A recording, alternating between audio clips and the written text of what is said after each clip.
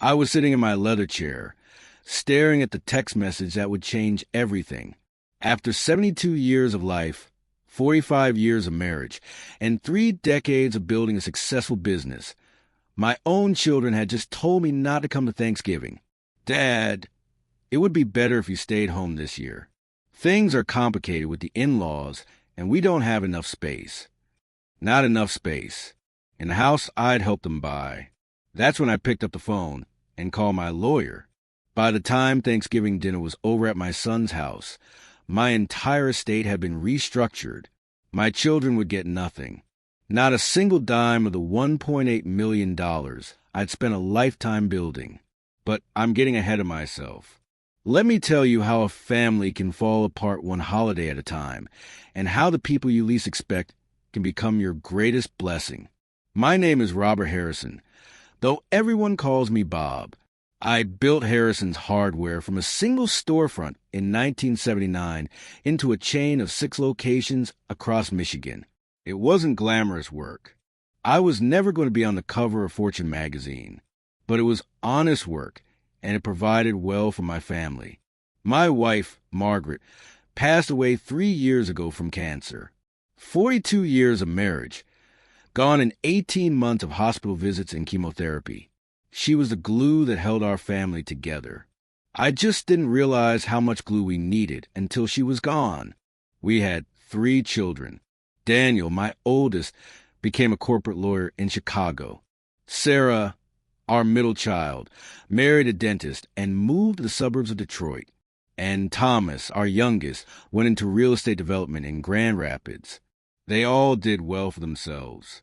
I was proud of that.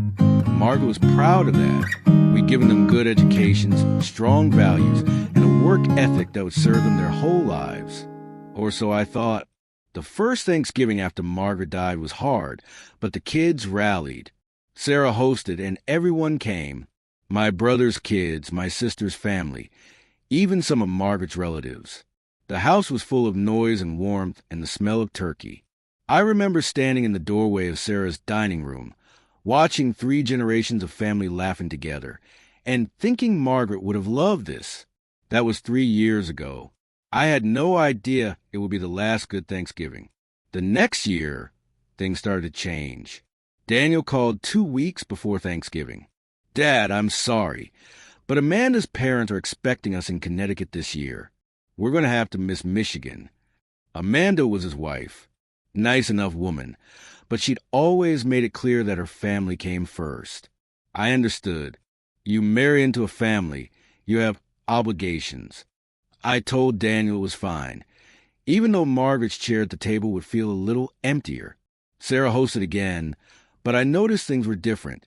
Her husband, Rick, spent most of the evening in another room, on work calls. Sarah seemed stressed, snapping at the kids, apologizing to everyone.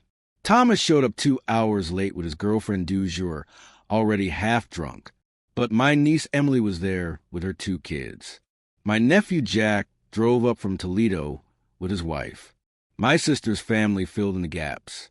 It was different, smaller, but it was still family. The 3rd year, the year before last, Sarah said she couldn't host.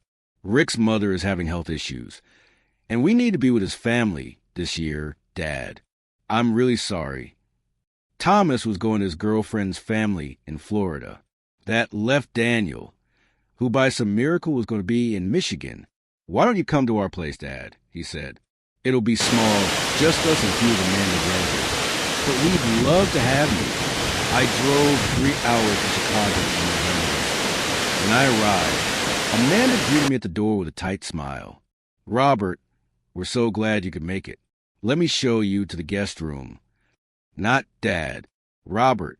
That should have been my first clue. Dinner was at 2 o'clock sharp. No lounging around watching football. No kids running through the house. Amanda's parents were there, formal and polite, asking me questions about my little hardware store as if I ran a lemonade stand. Amanda's brother talked about his hedge fund for 45 minutes straight. I tried to share a story about Margaret, about a Thanksgiving when the turkey caught fire and we ended up ordering Chinese food, and everyone laughed for hours. Nobody laughed at Amanda's table. Amanda's mother patted my hand and said, "You must miss your wife very much." Then they changed the subject to their upcoming cruise. I left at 6 o'clock. Daniel walked me to my car. "Thanks for coming, Dad," he said. "Thank you for having me." I replied, though I have to say, that was the quietest Thanksgiving I've ever experienced. Daniel sighed. "Amanda likes things a certain way. You know how it is." I drove home in the dark, thinking about all the Thanksgivings Margaret and I had hosted. The chaos, the laughter, the mess. Kids sticky with pie, football games blaring, someone always burning the rolls. It was loud and imperfect and absolutely beautiful. I'd trade a million perfect, quiet Thanksgivings for one more chaotic one with Margaret. Here's something I haven't mentioned yet. While my own children were slowly drifting away, my nieces and nephews were drifting closer. Emily, my brother David's daughter, started calling me every Sunday after Margaret died. Just to check in, she said, see how I was doing. She'd tell me about her kids, about her job as a nurse, about the little frustrations and joys of everyday life. Those calls became the highlight of my week. Jack, my sister Linda's son, started inviting me to his kids' events. Baseball games, school plays, birthday parties. "Uncle Bob, we'd love to have you there," he'd say. And I'd go, sitting in bleachers or folding chairs, watching kids who were my grandchildren but felt like family anyway. Then there was Sophie, David's youngest. She was in college, studying education, and she started coming by the house every few weeks. She'd bring groceries, help me with things around the house, stay for dinner. We'd talk about books, about life, about her dreams of becoming a teacher. "Uncle Bob," she said to me one evening, "you remind me of my dad. Just, present. That's rarer than you think." I didn't know what to say to that. I just hugged her and told her she was welcome any time. These kids, my brothers and sisters' children, they didn't have to include me. They had their own parents, their own lives. But they made room for me anyway. They saw a lonely old man and decided he was worth their time. My own grandchildren? I barely saw them. Daniel's kids were busy with competitive soccer and advanced placement courses. Sarah's daughters were always at gymnastics or piano lessons. Thomas didn't have kids yet, too busy playing the field. I'd invite them over. I'd offer to take them to movies, to restaurants, to the hardware store to pick out tools and learn how things worked. Sometimes they'd come, but always reluctantly, always with one eye on their phones. Emily's kids would spend whole Saturdays with me, learning how to fix a leaky faucet or build a birdhouse. Jack's son wanted to hear every story I had about building the business. Sophie would sit in Margaret's chair and ask me about my childhood, about the Depression, about the war. It was like I had a whole second family, and they appreciated me more than my first one did. Last November, 3 weeks before Thanksgiving, I sent a group text to my 3 children. "Looking forward to Thanksgiving. Let me know what I can bring and where we're gathering. Love, Dad." Daniel responded first. "Dad, we're doing Thanksgiving with Amanda's family again this year. Sorry, maybe Christmas?" Sarah took a day to respond. "Dad, can we talk on the phone?" When I called her, she hemmed and hawed for 5 minutes before finally saying, "Rick and I are taking the girls to his sister's place in Boston this year. It's been planned for months. We didn't think you'd mind since you went to Daniel's last year." 3 weeks before Thanksgiving, and nobody had thought to mention this to me. "What about Thomas?" I asked. "I think Thomas is going somewhere with Jessica. Or was it Jennifer? I can't keep track." So that was it. No Thanksgiving. No family. Just me and the TV and a frozen turkey dinner. I sat with that for a few days. I didn't want to be the bitter old man, the one who guilt trips his children into spending time with him. Margaret wouldn't have wanted that. But I also couldn't shake the feeling that something had fundamentally broken in my family. Then Emily called. "Uncle Bob, Jack and I were talking. Sophie's driving up from college. We're all doing Thanksgiving at Mom's house. We'd really love it if you joined us. It'll be the whole crew. Loud, chaotic, probably way too much food. What do you say? I said yes before she even finished the sentence. That night, I sent another text to my children. I'll be spending Thanksgiving with David and Linda's families. Hope you all have a wonderful holiday. Thomas was the only one who responded. Cool, have fun. Cool, have fun. That's when I knew it was over. Not in a dramatic way. Not with a big blow-up or a tearful conversation. Just a quiet understanding that I was no longer priority in their lives. But then something changed. 2 days before Thanksgiving, I got a call from Sarah. Dad, I heard you're going to Aunt Linda's for Thanksgiving. That's right. Well, change of plans. Rick's sister had to cancel. So we're hosting after all. Small gathering, just our family. But we'd love for you to come. I already committed to Linda's family, Sarah. But, Dad, we're your children. They're just cousins. Just cousins. The cousins who call me every week. The cousins who included me in their lives. The cousins who saw value in a lonely old widower. I'm going to Linda's, I said. The next day, Daniel called. Same story. Amanda's family plans fell through. Would I like to come to Chicago after all? I have plans, I said. With who? With family. With your family, Dad. You should have thought of that 3 weeks ago. That's when I got the text message. The one that changed everything. It was from Sarah, sent in a group chat with Daniel and Thomas. Since Dad is being gifted about Thanksgiving, I think we should just give him space. He clearly wants to spend time with his brother's kids instead of us. Let him. Thomas, you'll be in town, right? Why don't we all do Thanksgiving at your place? Just us. No drama. Thomas responded, Works for me. Dad's been kind of distant lately anyway. Daniel added, Agreed. Let's let him do his thing. We'll have a nice, quiet Thanksgiving without any guilt trips. They'd accidentally included me in the group chat. I stared at that phone for 30 minutes. Read those messages over and over. Distant? Guilt trips? I hadn't done anything except accept an invitation from people who actually wanted me around. That night, I couldn't sleep. I kept thinking about Margaret, about what she would say. She'd always been the peacemaker, the one who smoothed over family conflicts and made sure everyone felt loved.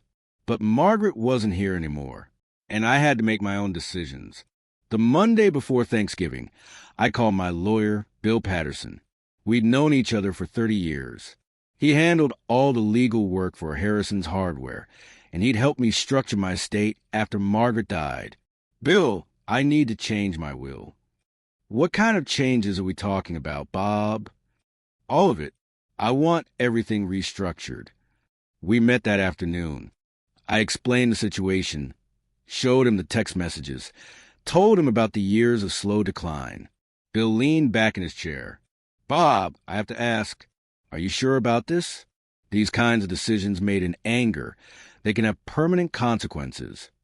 I'm not angry, Bill. I'm clear. For the first time in 3 years, I'm completely clear. We spent 4 hours going through everything. The business, which I'd sold 2 years ago. The investments. The house. The life insurance policies. The retirement accounts. All together, it came to about $1.8 million. My original will split everything 3 ways between Daniel, Sarah, and Thomas. They each would have gotten $600,000. Who do you want as the new beneficiaries? Bill asked. Emily, Jack, and Sophie. Equal shares. They get everything. Bill took off his glasses and rubbed his eyes. Bob, your children are going to contest this. They're going to claim you weren't in your right mind, that you were coerced. This will get very ugly. Then make sure it's airtight. I am of sound mind. I'm not being coerced. I'm making a conscious choice to leave my estate to the people who treated me like family when my own children couldn't be bothered. We drafted the new will. I signed it. 2 of Bill's partners witnessed it. We filmed a video of me explaining my reasoning, calm and clear, making it obvious I was competent and certain. When do you want them to know? Bill asked. Not yet. Let's see how things play out. Thanksgiving Day arrived cold and bright. I drove to my sister Linda's house, the same house where we'd had family gatherings for 40 years. David and his wife were already there. The kitchen smelled like turkey and stuffing, and all the things that make a house feel like home. Emily hugged me at the door. Uncle Bob, we're so glad you're here. Jack's kids ran up to show me a drawing they'd made. Grandpa Bob, look, we drew the hardware store. They'd started calling me Grandpa Bob. It made my eyes water every time. Sophie came out of the kitchen, apron covered in flour. Uncle Bob, I'm making Margaret's apple pie from the recipe you gave me. I hope I did it right. The house filled up. 23 people, 3 generations, loud and warm and chaotic. We watched football. The kids played in the yard. Someone burned the rolls, and everyone laughed. Jack's wife told the story of the time I'd helped them fix their flooded basement at 2 a.m, refusing to accept payment. Bob just showed up with shop vac in his toolbox, she said, and worked until dawn. Then he made us breakfast. That's the kind of man he is. David raised his glass. To Bob, we're lucky to have you. Everyone echoed it. To Bob.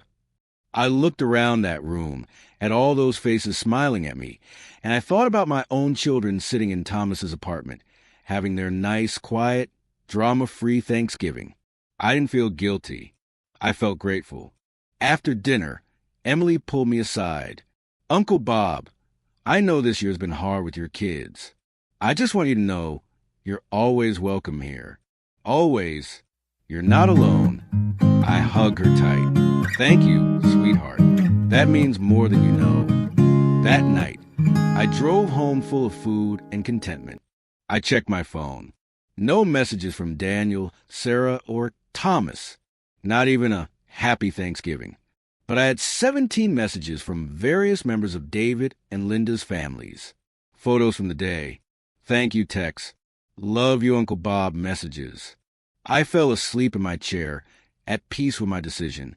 Christmas arrived with 6 inches of snow and a sudden flurry of attention from my children.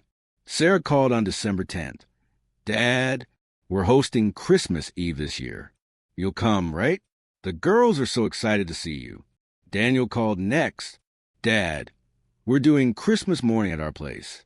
I know it's a drive, but it would mean the world to Amanda and the kids. Thomas called last. Hey, Dad, doing a Christmas party on the 23rd. Casual thing, but you should definitely stop by. After ignoring me for months, suddenly everyone wanted me at Christmas. I agreed to go to Sarah's on Christmas Eve. I wanted to see if anything had changed, if maybe Thanksgiving had been a wake-up call. I arrived at 6 with presents for my granddaughters. Sarah greeted me with a big hug that felt performative. Dad, so glad you made it. Girls, Grandpa's here. My granddaughters came downstairs, glued to their phones. Hi, Grandpa, they mumbled, barely looking up. Rick shook my hand. Bob, good to see you. How's retirement treating you? We sat down to dinner. It was perfectly cooked, perfectly presented, perfectly joyless. Sarah asked polite questions about my health. Rick talked about his dental practice expansion. The girls ate quickly and asked to be excused. Nobody asked how I was really doing. Nobody mentioned Margaret. Nobody told stories or laughed or acted like we were anything more than polite acquaintances having a business day. After dinner, we exchanged gifts. The girls opened their present to me with half-hearted thank you. Sarah gave me a gift card to a restaurant. We didn't know what to get you, she said apologetically. Margaret and I used to spend weeks picking out thoughtful gifts for everyone. A book we knew someone would love. A tool they'd mentioned needing. Something personal. Something that said, I know you. A gift card said, I couldn't be bothered. As I was leaving, Sarah walked me to my car. Dad, I'm glad you came. I know things have been weird since Mom died, but we're still family, right? Are we? I asked. She looked startled. What do you mean? Of course we are. When was the last time you called me just to talk, Sarah? Not because you needed something, not out of obligation, but because you genuinely wanted to hear my voice. Dad, I'm busy. I have 2 kids. Rick's practice is expanding. I'm on 3 different volunteer committees. Emily has 2 kids and works 60-hour weeks as a nurse. She calls me every Sunday. Emily is different. You're right. She is. She actually gives a damn.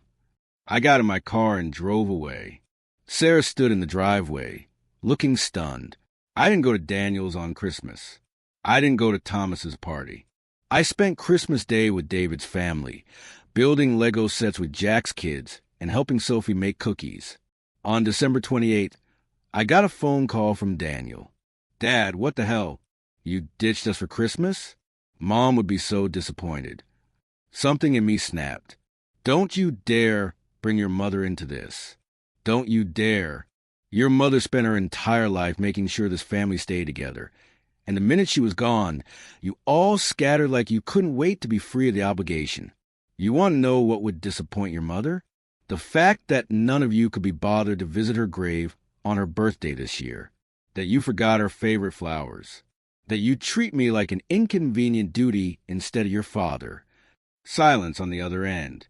Emily visited her grave. I continued. Brought purple irises. Your mother's favorite. Emily, who isn't even Margaret's niece, who has no obligation to us at all. But she remembered. None of you did. Dad. I'm done, Daniel. I'm done pretending that you're present in my life when you're not. I'm done being grateful for scraps of attention. Your mother and I raised you better than this. But somewhere along the way, you forgot. I hung up. That night, I called Bill Patterson. Bill, I want them to know. I want to tell them about the will. Bob, are you sure? Once you do this, there's no taking it back. I'm sure. I invited all 3 of my children to my house on January 5th. Family meeting, I said. It's important. They all came, probably thinking I was going to apologize for my Christmas meltdown. Bill Patterson was there too, sitting in Margaret's chair with his briefcase. Who's this? Sarah asked. This is Bill, my lawyer. Sit down. All of you. They exchanged nervous glances, but sat. I stood by the fireplace, looking at these 3 people I'd raised. Daniel with his expensive suit and impatient expression. Sarah with her designer purse and fake smile. Thomas with his bloodshot eyes and rumpled clothes. I've made a decision about my estate, I said. Dad, you're 72, Thomas said. You've got years left. Why are we talking about this now?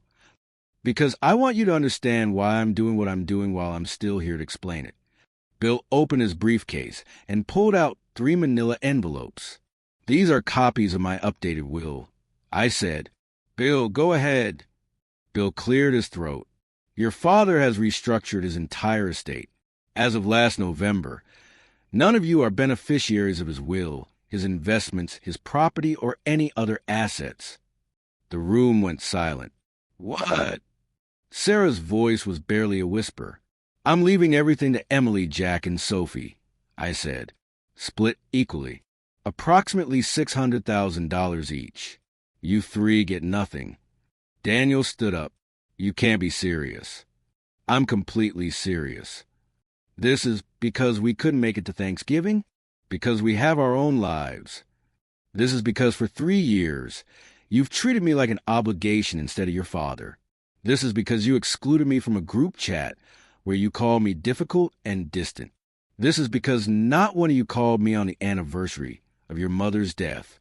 This is because my nieces and nephews showed me more love and respect in 3 years than you've shown me since your mother died. Sarah was crying. Dad, please. This isn't fair. You're right. It's not fair.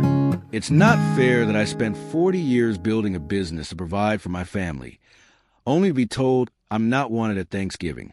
It's not fair that I helped you buy your house, Sarah, and you can't make time for a weekly phone call.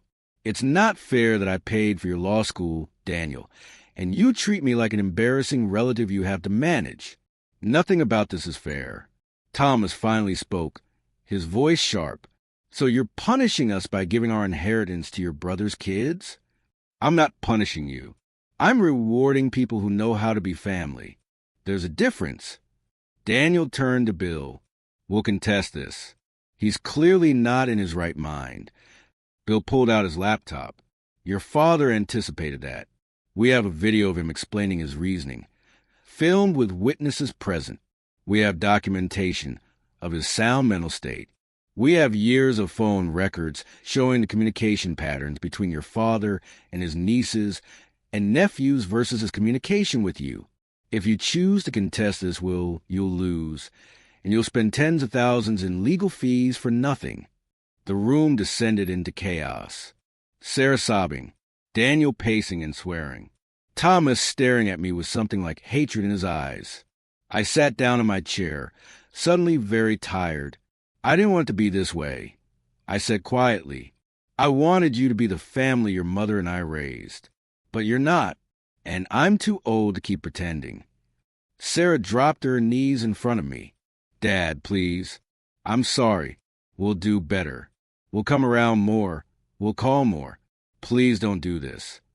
You'll do better, or you'll do better until you get what you want, and then things will go back to the way they were. She had no answer to that. I stood up. Bill, thank you for coming. Kids, you can show yourselves out. I'm tired. I walked upstairs to my bedroom and closed the door. I heard them arguing downstairs, heard Sarah sob, heard Daniel's angry voice saying something about manipulative and senile. Eventually, I heard the front door slam. Then silence. I lay on my bed in the room I'd shared with Margaret for 40 years, and I cried. Not because I regretted my decision, but because I'd lost my children long before I'd signed that will. I just finally acknowledged it. The next few months were hell. Sarah called every day, crying, begging, promising to change. Daniel sent lawyers letters threatening to contest the will, claiming I was suffering from dementia or had been unduly influenced. Thomas showed up drunk at my house one night, pounding on the door and screaming that I was a selfish old bastard. I had to get a restraining order against my own son. My extended family tried to stay out of it, but the tension was unavoidable. Emily called me in tears one night. Uncle Bob, Daniel called me. He said horrible things. He accused me of manipulating you, of stealing his inheritance. I never wanted this. Maybe you should reconsider. Stop right there, I said. Did you manipulate me? Of course not. Did you spend time with me because you wanted something from me, or because you actually cared? Because I cared. Because I love you. Then you've done nothing wrong. What Daniel is going through is guilt and greed. That's not your problem to fix. But it weighed on her. It weighed on all of them. Jack stopped posting family photos on social media because Daniel and Sarah would comment nasty things. Sophie got hate mail from Thomas. My own children were harassing my nieces and nephews over money they'd never had in the first place. I called another family meeting. This time, just with David, Linda, Emily, Jack, and Sophie. I need you all to understand something, I said. This inheritance is going to cause problems, possibly for years. If any of you want to change the will back, I'll understand. I don't want to ruin your lives. David, who'd been quiet through all of this, finally spoke. Bob, I've watched you be a father for 45 years. You were a good father. Hell, you were a great father. You sacrificed, you provided, you showed up. Whatever happened between you and your kids, it's not because you failed them. It's because they failed you. I don't want you to lose your relationship with your nephews and niece because of me. We haven't lost anything. Daniel, Sarah, and Thomas are showing us who they really are. And honestly, it's not pretty. Linda nodded. Bob, you keep the will as it is. Your money is yours to do with as you please. If your children can't understand that family is about more than inheritance, that's their problem. Emily came and sat next to me. Uncle Bob, I would give up every penny of that inheritance if it meant you'd have your children back. But money won't fix what's broken with them. That has to come from somewhere else. She was wise beyond her years. It's been 10 months since that family meeting in January. 10 months since I told my children they were out of the will. Daniel stopped calling after his lawyers told him he had no case. Sarah still calls occasionally, though the conversations are stiff and awkward. Thomas the First haven't heard from since the restraining order. I'd be lying if I said it doesn't hurt. These are my children.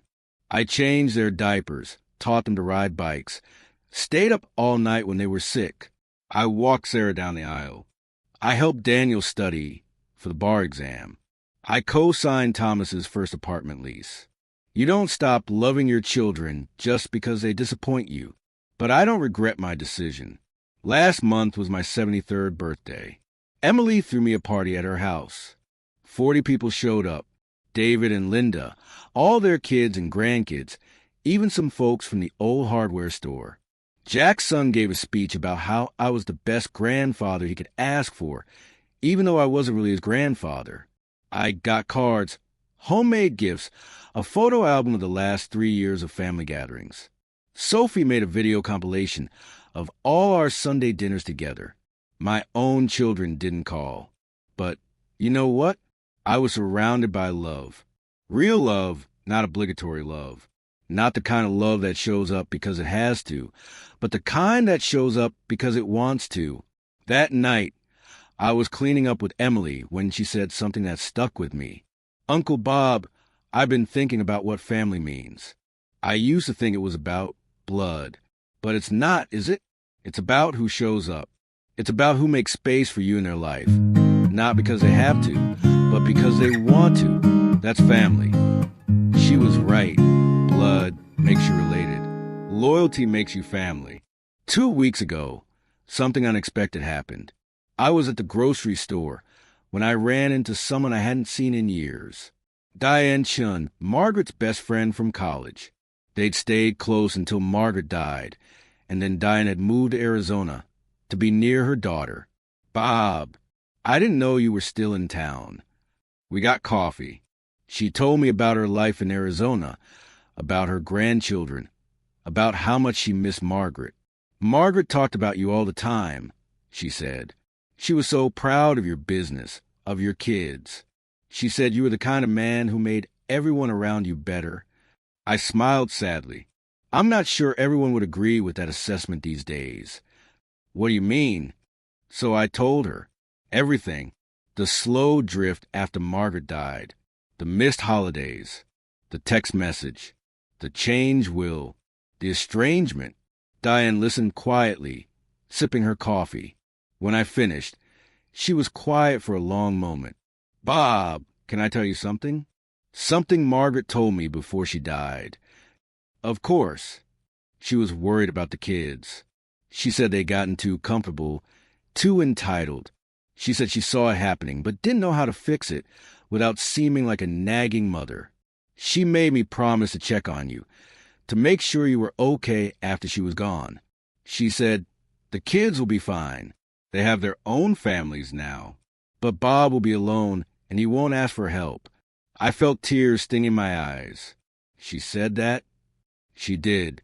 She also said that David's kids had good hearts, that they reminded her of you and her when you were young.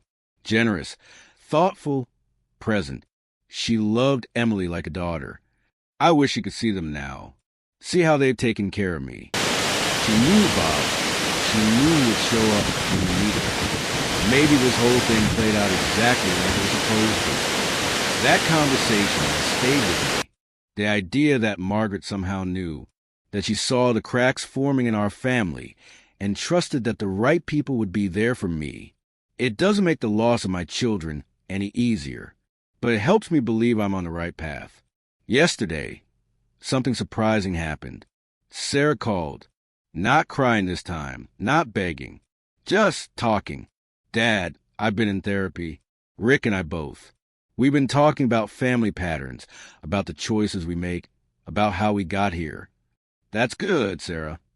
I realized something. After Mom died, I was so scared. Scared of losing you too. Scared of facing grief. So I just ran. I filled my life with so much noise and activity that I didn't have to feel anything. And I pushed you away because seeing you meant feeling everything I was trying to avoid. I didn't know what to say. I'm not calling to try to change your mind about the will, she continued. I'm calling because I need you to know that I'm sorry. Really, truly sorry. Not because I want something from you, but because you deserve an apology. You deserve better than what we gave you. Thank you, Sarah. That means a lot. Can we try again? No expectations, no pressure.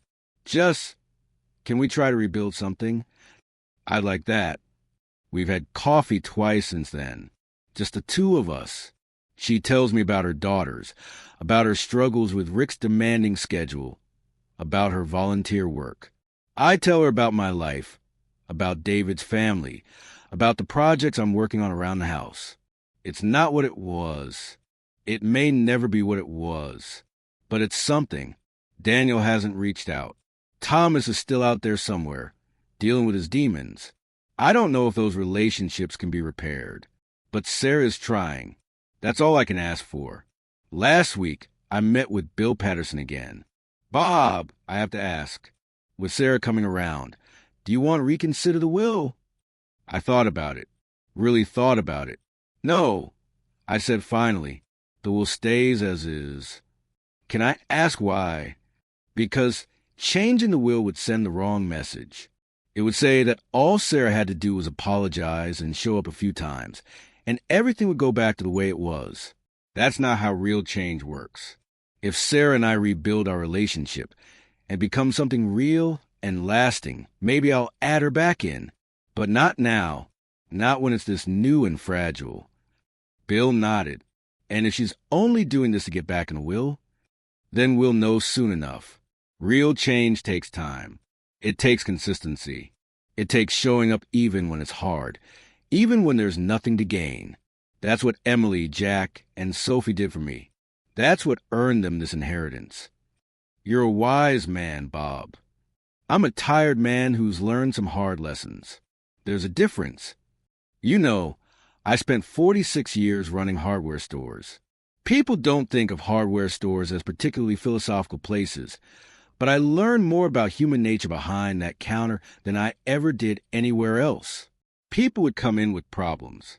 A leaky pipe, a broken door, a fence that wouldn't stand up straight. And my job was to help them fix it. Sometimes they needed the right tool. Sometimes they needed the right advice. Sometimes they just needed someone to listen and tell them it wasn't as bad as they thought. But here's what I learned. You can't fix something if the person doesn't want to do the work. I could sell someone the best wrench in the store, give them step-by-step instructions, even offer to come do it myself. But if they weren't willing to put in the effort, nothing would change. Family is like that too. I gave my children everything I had.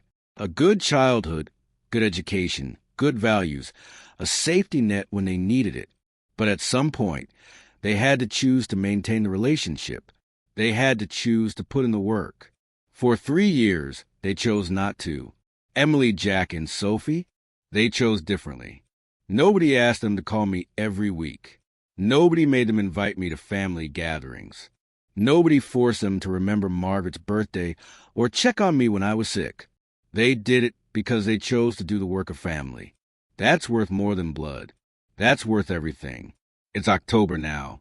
Almost a year since that Thanksgiving text message that changed everything. My life looks different than I imagined it would at 73. I'm estranged from 2 of my 3 children. My estate is going to my nieces and nephew instead of my own kids. My family gatherings happen at my brother's house instead of my own. But I'm not lonely. I'm not bitter. I'm actually happier than I've been in years. Last Sunday, I had dinner at Emily's house. We grilled burgers in the backyard while her kids played on the swing set. Jack and his family came over. Sophie brought her new boyfriend, a nice young man studying to be a physical therapist. We sat around the fire pit as the sun went down, talking and laughing. Jack's son asked me to tell the story of the time I accidentally ordered 10,000 screws instead of 1,000 and what I did with them all. The kids hung on every word.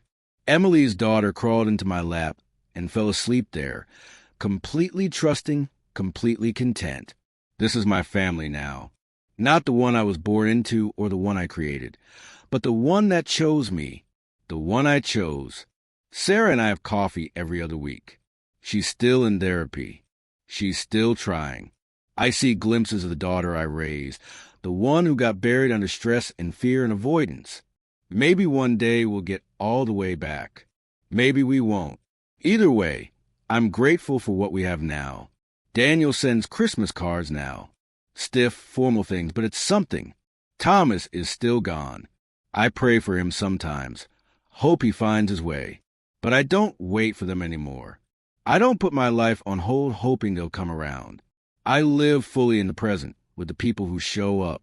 Here's something I've realized. The $1.8 million isn't the real inheritance. Don't get me wrong. It's a substantial amount of money. It'll help Emily pay off her mortgage. It'll help Jack send his kids to college. It'll give Sophie a foundation to build her life on. But that's not the real gift I'm giving them. The real gift is this. I'm showing them that loyalty matters, that showing up matters, that the way you treat people has consequences, both good and bad. Emily's children are watching how she treats me. They're learning that family takes work, that love is active, not passive. They're learning that you make time for people that matter, even when life is busy and complicated. Jack's kids are learning that respect and attention are worth more than any amount of money. That calling someone just to check in, remembering important dates, being present in someone's life. These things have value. Sophie is learning that the choices you make about family will shape the rest of your life, that it's never too late to choose connection over convenience. And maybe, somewhere down the line, my own grandchildren will hear this story. They'll ask their parents why Grandpa Bob left his money to his nieces and nephew. And maybe, just maybe, it'll make them think about how they treat the people they love. That's the real inheritance. Not the money, but the lesson. Show up. Be present. Choose family actively every single day. I know I'm not the only father going through this. I see it everywhere. Parents who gave everything to their children, only to be set aside when those children got busy with their own lives. If you're reading this and you're in a similar situation, here's what I'd tell you. First, it's not your fault. You can be a good parent and still have children who drift away. You could do everything right and still end up alone. That doesn't mean you failed. It means your children made choices, and you're not responsible for those choices. Second, don't make yourself small to keep the peace. Don't pretend it doesn't hurt when your children forget your birthday or cancel plans at the last minute. Don't accept crumbs and call it a feast. You deserve better than that. Third, look around. Who in your life actually shows up? Who calls just to hear your voice? Who remembers the things that matter to you? Those people, blood-related or not, are your real family. Invest in those relationships. They're worth more than gold. Fourth, it's okay to make hard decisions. It's okay to change your will, to set boundaries, to say, this isn't working for me anymore. You're not being mean or vindictive. You're being honest. There's dignity in that. And finally, don't wait. Don't wait for your children to come around before you start living fully. Don't put your happiness on hold. Find joy where you can find it, with the people who want to share it with you. Life is short. Margaret taught me that. We had 42 years together, and it wasn't enough. It's never enough. Don't waste the time you have left waiting for people who may never show up. Late at night, when the house is quiet and I can't sleep, I ask myself hard questions. Did I enable this? Did I make it too easy for my children to take me for granted? Maybe. Margaret and I always wanted to give our kids a better life than we had. We never wanted them to struggle the way we struggled. But maybe in protecting them from hardship, we robbed them of the grit that builds character. Should I have said something sooner? Should I have confronted them the first Thanksgiving they bailed? Probably. But I didn't want to be that parent, the one who guilts their children into spending time with them. I wanted them to want to be with me. You can't force that. Am I being too harsh? Is cutting them out a little too extreme? I don't think so. But I second-guess myself constantly. That's the thing about being a parent. You never stop questioning your choices, even when your children are in their 40s. Will I regret this when I'm on my deathbed? Maybe. I honestly don't know. Maybe I'll look back and wish I'd been more forgiving, more understanding. Or maybe I'll be grateful I stood up for myself, that I chose dignity over desperation. I guess I'll find out. Sometimes I talk to Margaret. I know she's not really here, but talking to her helps me sort through my thoughts.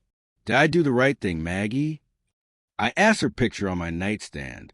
I imagine what she'd say. She'd probably tell me I was stubborn, that I always had been. She'd remind me that family is messy, that relationships are complicated, that nothing is ever black and white. But then I think she'd say something else. She'd say that I deserve to be treated with respect, that giving someone life doesn't entitle them to treat you poorly, that love without action is just words. Margaret was kind, but she wasn't a doormat. She stood up for herself, for me, for our family. She would have been heartbroken by what happened with the kids, but I don't think she would have let them walk all over her. I think she'd understand why I did what I did. At least, I hope she would. A few weeks ago, Sarah asked if she could bring her daughters over to my house. They want to learn how to fix things, she said. The way you taught me when I was a kid. I realized I never passed that on to them. So they came. 2 teenage girls who barely said 3 words to me in years, standing in my garage with awkward smiles. Grandpa, Mom says you can fix anything, the oldest one, Emma, said. Not anything, I replied, but a lot of things. We want to learn. Everything. We started with the basics. How to use a measuring tape, how to read a level, the difference between a Phillips head and a flathead screwdriver. They were clumsy at first, unsure of themselves, but they were eager, genuinely interested. We built a bookshelf together over 3 Saturdays. They came to my house, put their phones away, and worked with their hands. We talked while we worked, about their lives, their dreams, their frustrations. I told them stories about their grandmother, about their mother when she was their age. Why did you and Mom stop talking? Emma asked one day. I thought about how to answer that. We didn't stop talking. We stopped being present for each other. There's a difference. Are you still mad at her? No. I was hurt, but I'm not mad. Your mom and I are working on rebuilding something. It takes time. She cries sometimes. The younger one, Olivia, said quietly, when she looks at old pictures of Grandma, she says she misses her. We all miss her. She says she misses you too, even though you're still here. That hit me hard. Tell your mom she doesn't have to miss me. I'm right here. I've always been right here. The next week, Sarah came with them. She didn't help with the bookshelf. She never was good with tools. But she sat in my garage and watched her daughters learn the things I'd taught her 30 years ago. When they finished the bookshelf, we carried it to their car together. The girls were so proud, chattering about where they'd put it, what books they'd use it for. Sarah hugged me before they left. Thank you, Dad, for giving them this, for giving me another chance. We're not all the way back yet, Sarah. I know, but we're getting there. That's enough. Maybe it is. I won't pretend this hasn't cost me. I miss Daniel's kids, even though they were never particularly close to me. I wonder what they're learning about family, about loyalty, about what matters in life. I miss the idea of having all my children together for holidays. I miss the family I thought we'd be. I miss the version of my life where everything worked out neatly, where my children turned out to be the people I hoped they'd be, where my grandchildren knew me as well as Jack's kids do. Standing on principle is expensive. It costs you peace. Sometimes it costs you the illusion of a happy family. It costs you the comfort of pretending everything is fine. But the alternative costs more. It costs you dignity. It costs you self-respect. It costs you the ability to look yourself in the mirror and know you didn't settle for less than you deserved. I chose my cost. I'll live with it. In 3 weeks, it'll be Thanksgiving again. 1 year since the text message. 1 year since everything changed. Linda already invited me. Emily's cooking the turkey. Jack's bringing his famous mac and cheese. Sophie's making Margaret's apple pie again. Apparently, she's perfected the recipe. Sarah asked if she and her family could come too. I don't want to intrude, she said. But the girls were asking if they could spend Thanksgiving with you. If that's okay with Aunt Linda. I called Linda.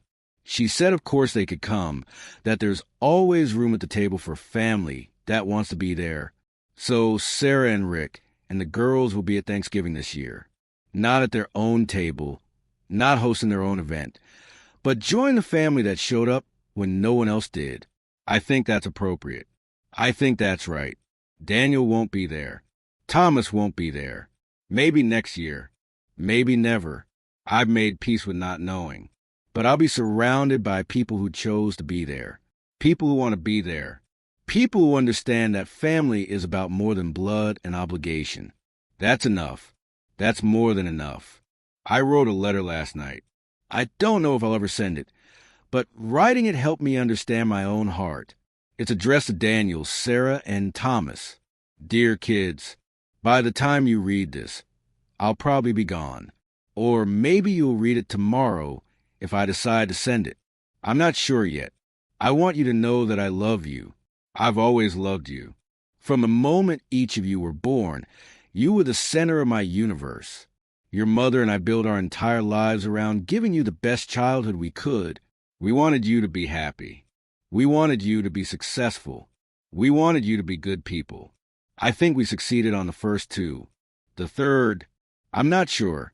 Maybe that's not fair. You're not bad people. You're just absent people. I don't know when it happened. When I stopped being your father and became your obligation. When family gatherings became chores instead of joys. When calling your old man became something you put off until you absolutely had to. Maybe it was gradual. Maybe I missed the signs. Maybe I should have said something sooner. But here's what I want you to understand. Changing my will wasn't about punishing you. It was about rewarding people who understand what family means. Emily, Jack, and Sophie didn't have to include me in their lives. They chose to. Every week, every holiday, every Tuesday afternoon, when nothing special was happening. They chose me. You didn't. That's not a judgment. It's just a fact. I hope you learn from this. I hope you treat your own children better than you treated me. I hope you show up for them, call them, make them feel valued and wanted and loved, because life is short. And when it's over, all that matters is the love you gave and the love you received. Everything else is just noise. I forgive you, even though you never asked for forgiveness. I forgive you because holding on to anger would only hurt me, and I'm too old to carry that weight. But forgiveness doesn't mean forgetting. It doesn't mean pretending it didn't hurt. It doesn't mean giving you my estate when you didn't earn it. It just means I'm letting go of the bitterness, so I can enjoy the time I have left. I hope you find happiness. I hope you find peace. I hope you find people who show up for you the way Emily, Jack, and Sophie showed up for me. And if you're reading this after I'm gone, I hope you'll visit Emily, Jack, and Sophie sometimes. Not because you want something from them, but because they're good people who deserve to be appreciated. They learned that from me. I wish you had too. Love, always, Dad. I folded that letter and put it in my desk drawer. Maybe I'll send it someday. Maybe I won't. But writing it helped me realize something important. I've said everything I needed to say. I've made my peace with the situation. Whatever happens from here, I can live with it. I'm sitting in my chair, the same leather chair where the story began, thinking about what I'd tell my younger self if I could go back in time. I'd tell him to take more pictures, to write more things down, to save Margaret's voicemails instead of deleting them. I'd tell him that money isn't the most important thing you'll leave your children. The most important thing is the example you set, the values you live by, the way you treat people. I'd tell him that family isn't guaranteed. Blood doesn't mean loyalty. You have to earn love and keep earning it every single day. I'd tell him that it's okay to expect respect, that wanting to be treated well doesn't make you needy or demanding, that you can love your children and still hold them accountable. I'd tell him that sometimes the people who become your family aren't the ones you expect, that cousin Emily will call you every Sunday, that nephew Jack will treat you like a father, that young Sophie will sit in Margaret's chair and ask you about your life like your stories are treasures worth preserving. I'd tell him that at 73 years old, sitting in a house that's too big for one person, you can still be happy. You can still be loved. You can still matter. Because here's the truth I've learned. Family isn't about who you're related to. It's about who shows up. It's about who makes room for you in their life.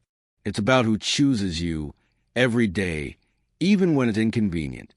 Emily, Jack, and Sophie chose me. They earned that $1.8 million, not because of the money, but because of everything the money represents. Loyalty, love, presence, the willingness to do the work of family when no one's watching, when there's nothing to gain, when it's just the right thing to do. That's the real inheritance. Not the dollars and cents, but the lesson behind it. Show up, be present, choose the people you love, actively, every single day. Everything else is just detail. If you're a father listening to this story, wondering if you're being too harsh with your own children or too lenient, or if you're failing somehow, let me tell you something. You're not alone. Every parent questions themselves. Every parent wonders if they're doing it right. Every parent feels a sting when their children don't show up the way they'd hoped. But here's what I want you to remember. Your worth isn't determined by how your children treat you. Your value as a human being isn't measured by how often your phone rings or how many people show up at your holiday table. You matter because you exist. You matter because you've lived a life, built something, loved people, done your best. That's enough. And if your children can't see that, if they're too busy or too self-absorbed or too whatever to appreciate you, that's sad. It's heartbreaking. But it doesn't define you. Find the people who do see you. Invest in relationships that feed your soul. Build a family out of the people who choose to be there, whether they share your blood or not. Life is too short to spend it begging for crumbs of affection from people who should be giving you a feast. You deserve better than that. We all do. My name is Robert Harrison. I'm 73 years old. I've been married and widowed. I've built businesses and raised children. I've made mistakes and learned hard lessons. And I'm leaving my $1.8 million fortune to my nieces and nephew because they understood something my own children forgot. Family is a verb, not a noun. It's something you do, not something you are. And the people who do it well, they deserve to be rewarded. That's my story. That's my truth. That's my legacy. And I'm at peace with all of it. Thank you for spending this time with me, for listening to an old man's story about family, loss, and the hard choices we make in life. If this story resonated with you, I want you to do something today. Right now, if you can, call someone who matters to you, not because you need something, not because it's a holiday or a birthday, just because they matter. Tell them you appreciate them. Tell them they're valued. Tell them they're loved. Life is short. The people we love won't be here forever, and neither will we. Don't wait until it's too late to show up for the people who show up for you. Be the person in someone's life that Emily, Jack, and Sophie were in mine. That's the real inheritance we can all leave behind. Now go. Call someone. Show up. Be present. Make it count.